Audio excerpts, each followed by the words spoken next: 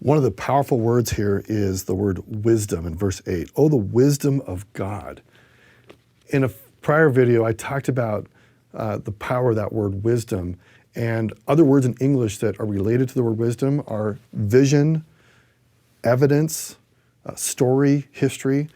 And what God does is he shows us through the stories of the scriptures, the history of the house of Israel, he gives us evidence of his love, of this covenant path that saves us from these deaths.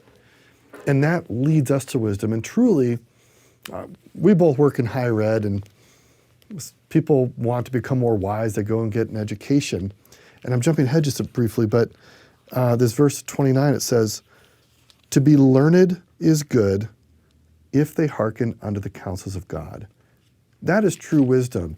Don't get me wrong. I mean, studying the world and history and anything else that we might learn about is great, but true wisdom is seeing evidence for God's love. And that is what Jacob's trying to reveal to us in plain words that just cannot be misunderstood.